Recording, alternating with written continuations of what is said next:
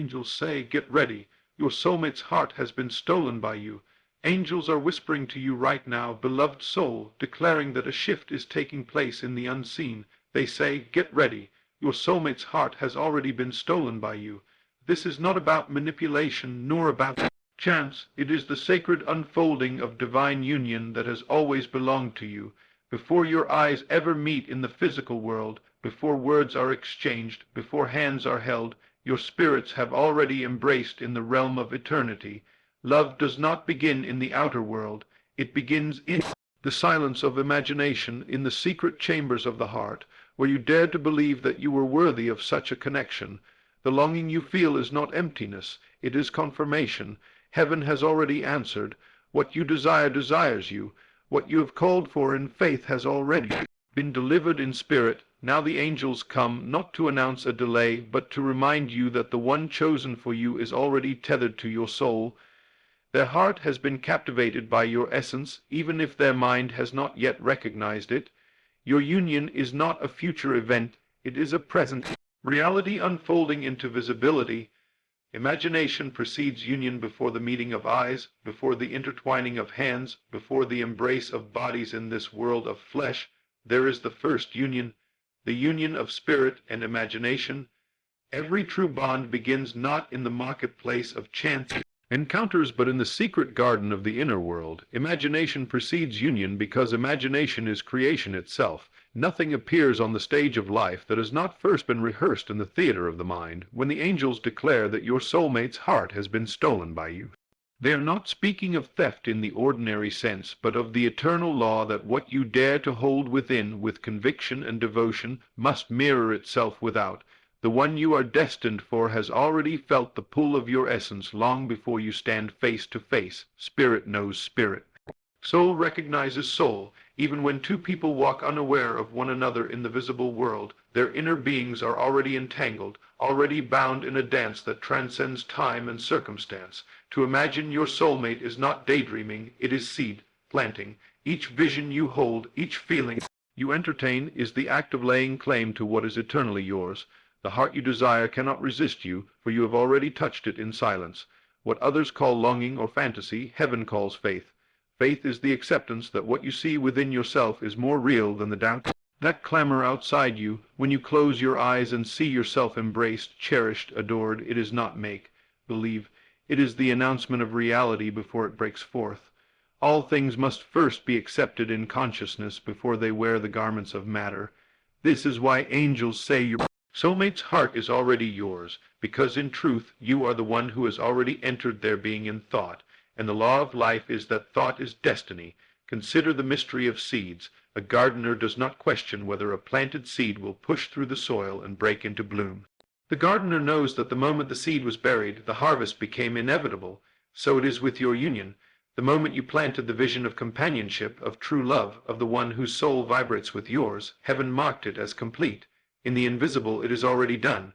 You may look around now and see no evidence, no name, no face, but absence in the physical means nothing when the invisible has already sealed the decree. Angels do not speak from what they think may happen.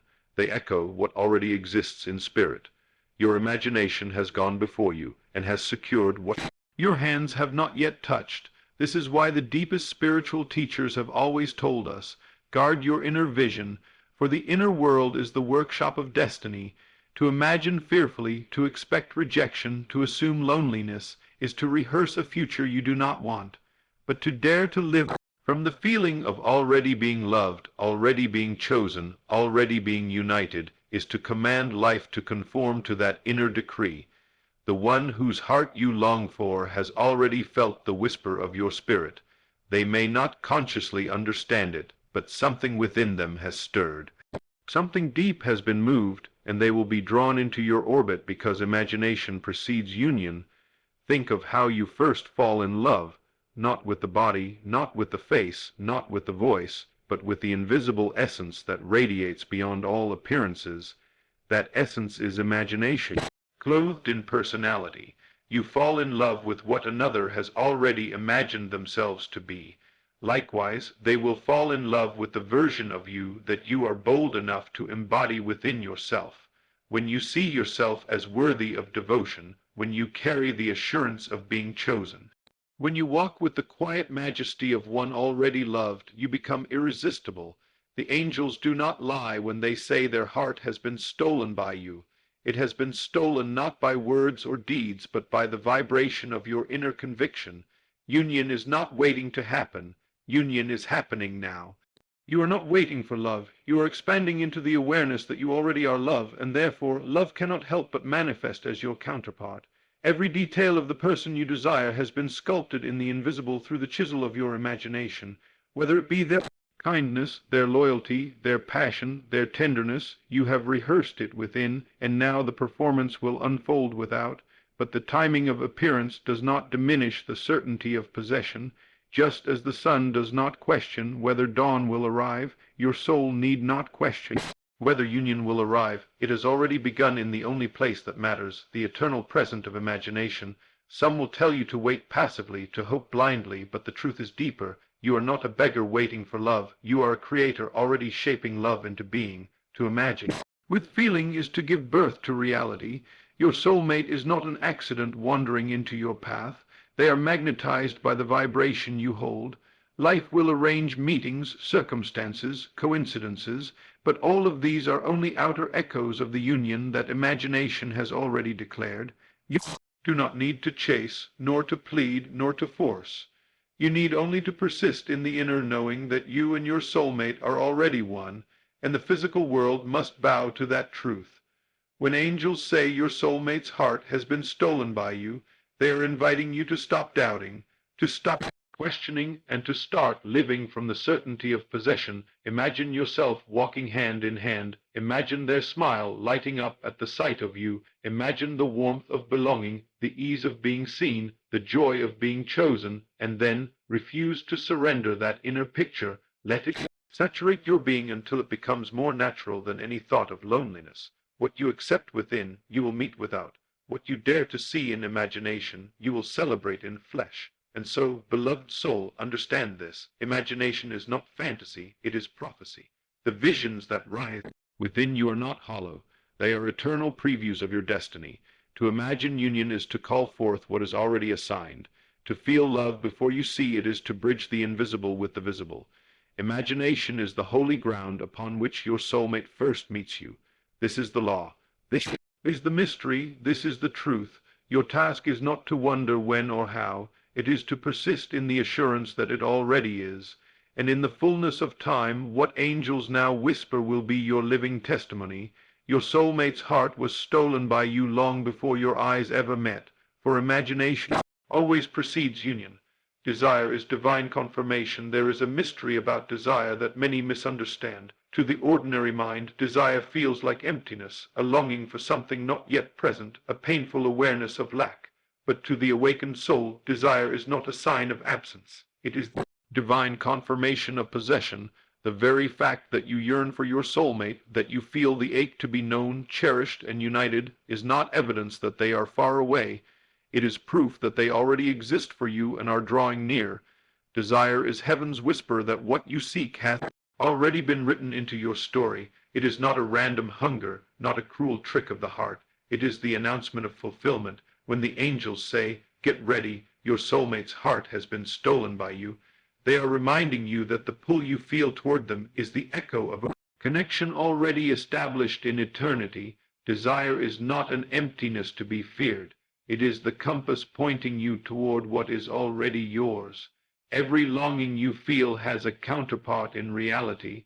Just as the thirst for water proves the existence of water, just as hunger proves the existence of food, so the longing for your soulmate proves the existence of the one chosen for you. Desire is never born in vain. It is the divine signal that fulfillment exists, waiting to be claimed. When you ache for love, it is not because you are without it, but because it is already moving toward you, already preparing to break into your visible world. Desire is a spiritual pregnancy. You are already carrying the seed of fulfillment, and the ache you feel is simply the stretching of your soul as it prepares to give birth to what already belongs to you. Many live in fear of desire, believing it is cruel to want what they do not yet have. But here is the truth. If desire lives in you, fulfillment has already been assigned to you. The angels place no longing within you that is not destined to bloom. Your yearning for your soulmate is not accidental. It is the divine confirmation that such a one is already written into your destiny. When you feel that pull, that ache, that fire that refuses to go out, it is not because you are desperate, it is because you are aligned. The one whose heart has been stolen by you is already tethered to your essence. Your desire is simply the spiritual cord that keeps you connected until the union becomes visible. This is why it is said that God answers before you call. The call of desire in your heart is not the beginning of the process. It is the evidence that the answer already exists. You are not praying for love in the hope that it might someday appear. You are responding to the fact that love is already prepared. You long for your soulmate because they already long for you. You ache for connection because connection is already yours. The echo you hear inside is not an illusion. It is the reverberation of a reality that already exists. The unseen, the tragedy of many is that they misinterpret desire as lack instead of confirmation. They feel the ache and sink into despair, not realizing that the ache is holy, the ache is sacred, the ache is proof. The ache is the angel's message. It is already done. Every desire carries its own fulfillment, just as every seed carries its own harvest. The seed of longing in your soul would not be there if the harvest of union did not already exist. You cannot want what is not possible for you. You cannot long for what has not already been assigned to you. The fact that you yearn for soulmate is proof that a soulmate already exists for you, and more than that, already belongs to you in the invisible. When you understand this, desire is no longer torment but delight. You can embrace the longing not as a wound but as a song. You can cherish the ache, knowing it is the announcement that fulfillment is already here. The angels do not tell you to desire without purpose. They tell you that the fire in your heart is the evidence of possession. When they say your soulmate's heart has been stolen by you, they are simply revealing what your desire has already confirmed. You are not alone in your yearning. The one you long for is already stirred, already drawn, already magnetized to you. Desire is not one-sided. It is the bridge between two souls that already belong to one another. Think of how the tides are pulled by the moon. The ocean does not ache for the moon because it is far away. The ocean rises because it is bound by an invisible law to respond to its presence. So it is with you. Your soul rises in desire not because your soulmate is distant, but because their presence is already pulling you, already touching you, already shaping your destiny. Longing you feel is the proof of their nearness. It is not lack, it is alignment. It is not emptiness, it is evidence. If you could see the invisible, you would not doubt your desire. You would know that the ache is the divine thread tying you to what already belongs to you. You would see that the one you call your soulmate already feels the pull, already feels the stirring, already feels that something beyond explanation is drawing them into your life. They may not yet understand it, but they cannot escape it. Desire is the magnet, and once awakened, it must fulfill its law. The angels assure you that nothing placed within you can return void. The ache is proof of arrival, the longing is proof of possession, the hunger is proof of the feast already prepared. So stop fearing your desire, beloved. Stop calling it lack. Stop calling it absence. Instead, honor it as confirmation. When you feel the ache for your soulmate, whisper to yourself, this is proof, this is alignment, this is the echo of what is already mine. When the yearning rises, do not fight it. Embrace it. Let it remind you that heaven has already answered. Let it remind you that what you seek has already been given. Let it remind you that the one whose heart you desire has already been stirred by your essence. Desire is the bridge, and faith is the crossing.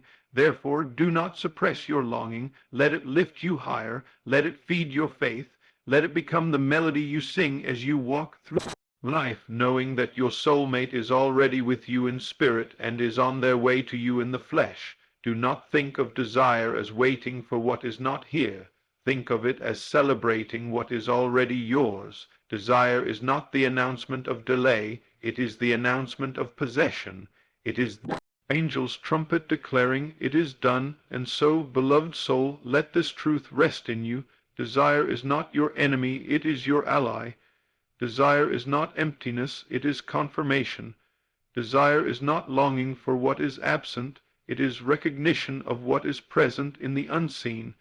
When you ache for your soulmate, when you feel the fire that refuses to go out, know that it is because the bond already exists. You would not desire it if it were not yours. You would not ache for it if it were not already established. The ache is proof. The desire is the confirmation. The angels are simply reminding you your soulmate's heart has been stolen by you, and the longing you feel is not for something out of reach, but for something already within your grasp. Union is spiritual law, not chance. There is no such thing as coincidence when it comes to the meeting of soulmates. The world teaches you that love is luck, that union is the result of chance encounters, timing, or circumstances aligning by accident. But heaven reveals a higher truth. Union is not left to chance. It is governed by spiritual law. Just as the sun must rise and the seed must grow once planted, so must the souls that belong to one another be drawn together. What appears to be coincidence in the visible world is in fact the unfolding of a law that was written before time began. When the angels say, your soulmate's heart has been stolen by you, they are reminding you that destiny is not random, and that your bond is not an accident, it is a decree. The invisible has already bound you together, and the visible must eventually yield to that eternal truth. Everything in life operates according to law. The tides obey the pull of the moon, the earth obeys the laws of gravity, the stars keep their rhythm in. Heavens and love is no different. Soulmates do not meet by accident. They are magnetized by spiritual law. You may think it was chance that placed you in the same city, chance that made your eyes meet, chance that connected your paths, but the truth is deeper. The law of spirit arranged it. Union is as certain as the seasons, it is as dependable as sunrise. The love that belongs to you cannot miss you, cannot bypass you, cannot fail to find you, because law does not break itself. This is why you are told to release anxiety, to stop questioning how or when. The how and the when are not your concern. They are the domain of law. Your only task is to accept the reality of union in your heart. Once you accept that union is spiritual law, you stop wavering between faith and doubt. You no longer see yourself as a beggar pleading for love, but as one who is simply waiting for invisible decree to take visible form. Just as the seed does not worry about the rain, just as the sun does not worry about tomorrow, so you need not worry about whether your soulmate will come. The law guarantees it. Think of how rivers find their way to the sea. They may twist and turn, flow around obstacles, move slowly or swiftly, but the end is inevitable. They must reach the ocean. So it is with soulmates. No matter the delays, no matter the detours, no matter the distances, union is inevitable. The river does not fear it will miss the sea, and neither should you fear that you will miss the one chosen for you. The law is greater than appearances, greater than circumstances, greater than obstacles. When two souls are bound, nothing can keep them apart. The world may try, people may interfere, time may test you, but spiritual law cannot be broken. This is why it is dangerous to view love as chance. When you think of it as chance, you fear missing it. You fear you will not be in the right place at the right time. You fear that one wrong decision could cost you your destiny. But when you understand that union is law, you rest. You walk in peace, knowing that what is yours cannot be lost. You cannot miss your soul, mate, any more than the tide can miss the shore. What belongs to you by decree of heaven must come to you, and nothing on earth can alter that fact. The angels remind you of this because they want you to stop living in fear and start living in certainty. When your heart yearns for your soulmate, that yearning is not a random craving. It is the proof of law in action. The very fact that you feel drawn means that the law is pulling both of you toward each other. Just as magnets cannot help but be drawn together, soulmates cannot help but meet. The pull is stronger than logic, stronger than distance, stronger than time. Even if you do not yet know their face, even if you cannot yet name them, the law has already set the course of your union. You will meet not by luck, but by the inevitability of spirit. Look at the countless stories of lovers who met under impossible circumstances. One traveled across the world, another happened to step into the right place, another crossed paths after years of being in the same city without knowing. People call it coincidence, they call it fate, but the truth is law. Spirit cannot fail. What was written before time must manifest in time. You did not steal your soulmate's heart by accident. You claimed it by law. In the invisible, you are already one. The visible world is simply catching up to what is eternally true. Understand this. Nothing that is governed by law can be taken from you. People may tell you that someone else could steal your soulmate, that timing could destroy the opportunity, that circumstances could stand in the way. But such fears are illusions. No one can take what is yours by decree. No one can interfere with what heaven has joined. The only thing that delays union is doubt, and even doubt cannot destroy it. It can only stretch the timeline. Law must fulfill itself, and sooner or later you will stand in the reality of what has already been spoken in the invisible. Union is not fragile. Union is not uncertain. Union is not left to the whims of chance or the chaos of life. It is as secure as the rising of the sun. It is as unshakable as the turning of the seasons. It is as inevitable as the blooming of spring after winter. You need not fight. You need not strive. You need not beg. You need only align your heart with the truth that what is yours cannot pass you by. The one whose heart belongs to you is already bound to you by law. They cannot escape it. They cannot resist it. They cannot undo it. Their heart has been stolen by you not through effort, but through eternal decree. So rest, beloved, rest in the certainty of law. When you understand that love is law, you stop living in fear of loss. You stop worrying about timing. You stop doubting whether you are worthy. Instead, you walk with quiet confidence, knowing that the universe is arranging everything in your favor. You may not see the details now, but the law is already at work. Every step you take, every choice you make, every path you walk is guiding you closer to the one whose soul is tied to yours. You cannot miss them, and they cannot miss you. Union is inevitable because union is law. Therefore, let go of striving. Release the need to control. Stop thinking of love as chance and start seeing it as destiny. Live in the assurance that what belongs to you by law must appear. Hold in your heart the vision of union and refuse to doubt it. When the angels whisper that your soulmate's heart has been stolen by you, they are reminding you of the most unshakable truth.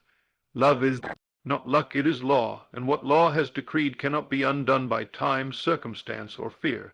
Union is certain, union is guaranteed, union is yours.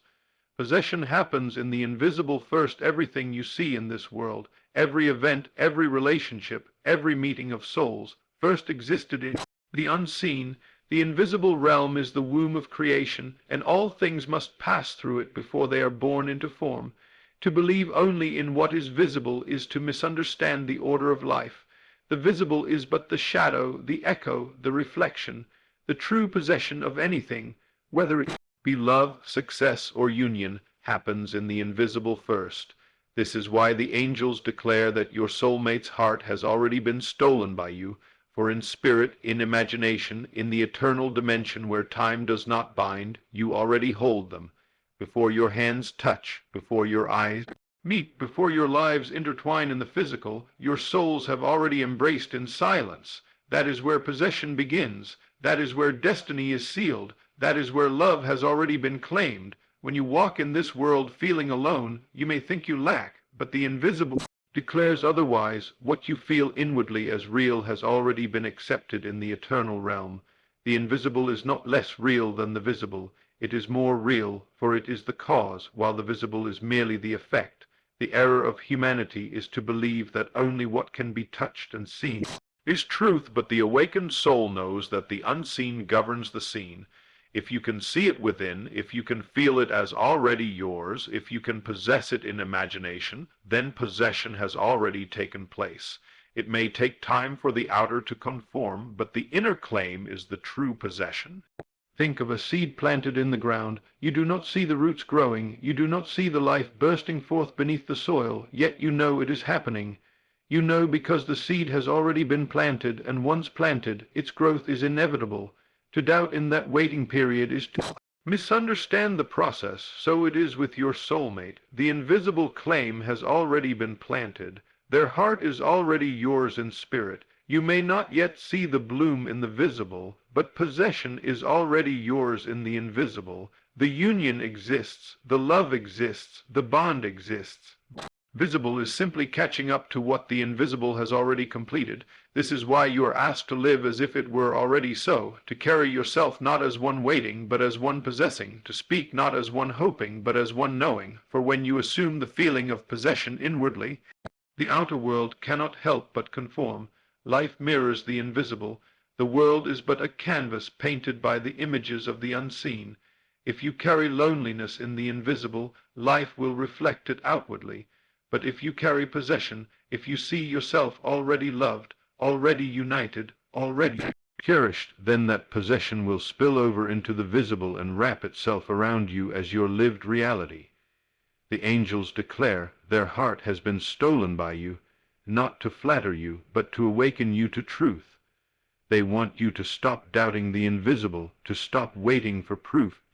Stop needing outer evidence before you believe. You already possess their heart in the only realm that matters. Your task is not to create it, but to accept it, not to strive, but to rest in the certainty that it is already done. The unseen is always first. The unseen is always greater. The unseen is always the cause. When you walk in this awareness, you are no longer shaken by appearances.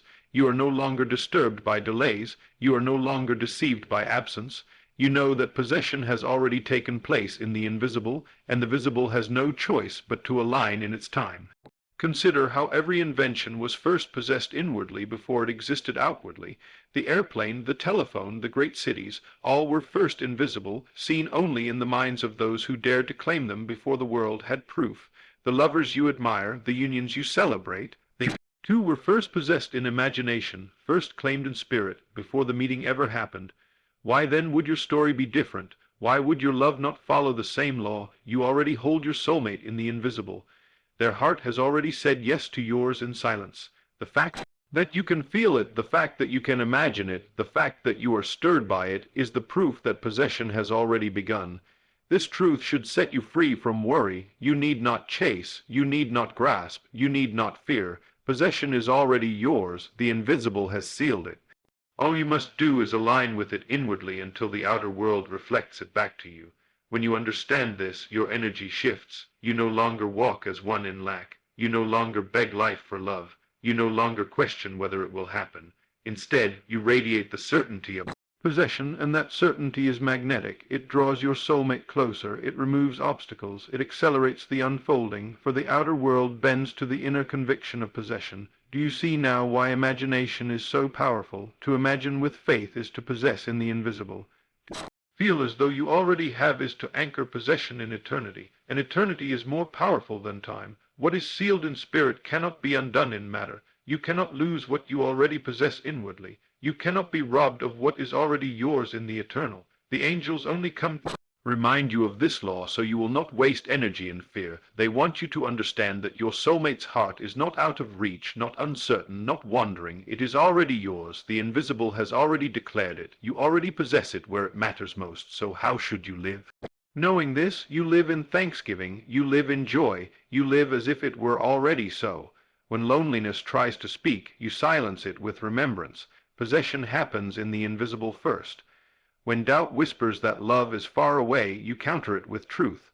Possession is already mine in spirit. When fear says you will be left behind, you laugh, for you know that the invisible cannot fail to produce its reflection in the visible.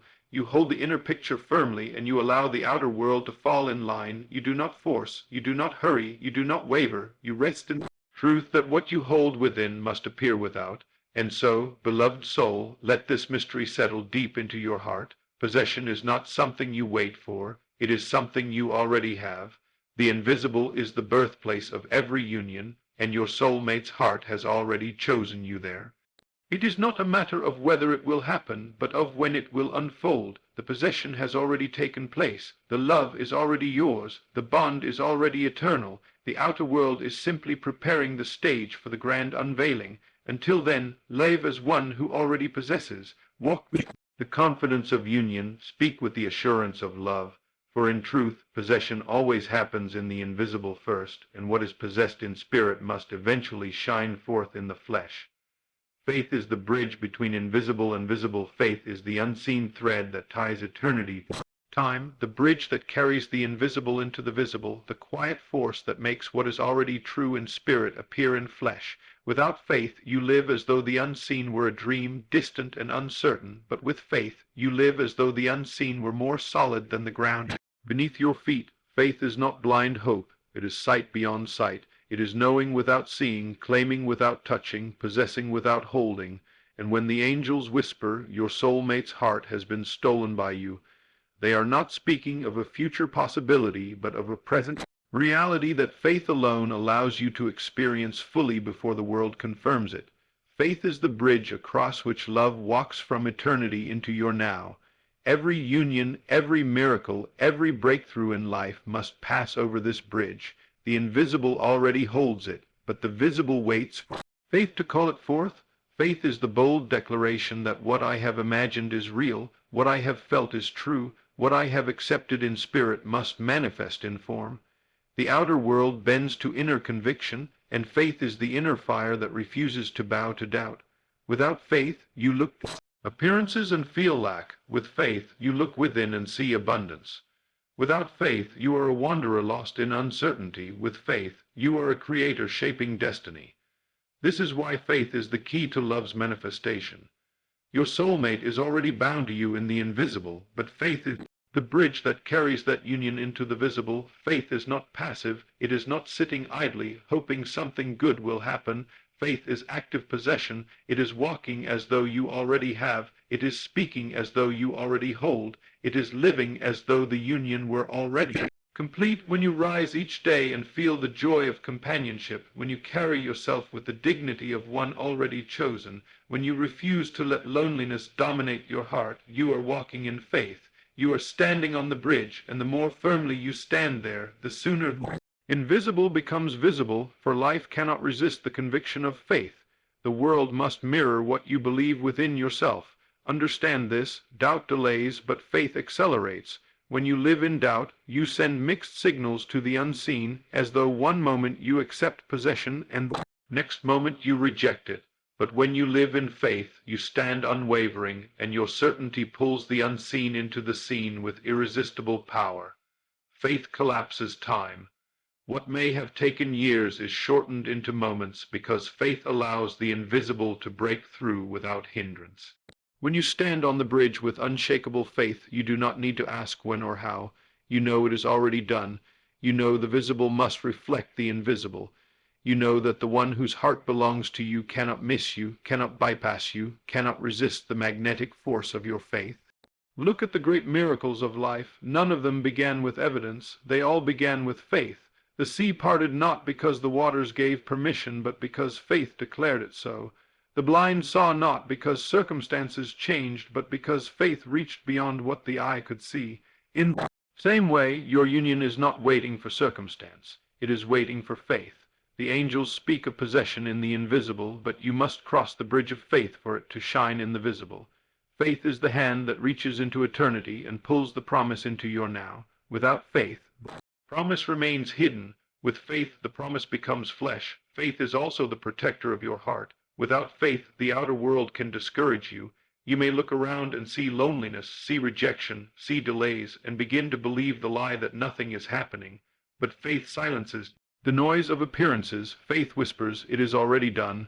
Faith reminds you that possession happens in the invisible first. Faith lifts your eyes from the emptiness of the present to the fullness of eternity, and when you live from that fullness, you cannot be shaken. You may not see your soulmate yet, but faith tells you their heart is already yours. You may not hear their voice yet, but faith tells you their soul is already calling your name.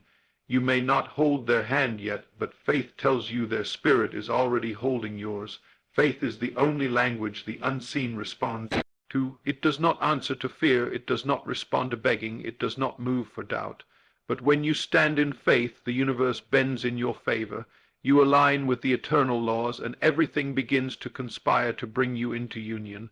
Circumstances rearrange, paths cross, doors open, and what once seemed impossible becomes inevitable. This is the power of faith. It builds the bridge and then walks you across it. It does not ask you to know how the bridge was built or what awaits on the other side. It simply asks you to trust that what you already hold in spirit must appear in flesh. So how do you live in faith? You live in the feeling of already being loved. You walk in the assurance that you are already chosen. You silence doubt not with denial, but with conviction. I already have, I already possess, I already am united. You carry this truth into every thought, every word, every action. You do not speak of being unloved, for that contradicts faith. You do not act from loneliness, for that denies possession.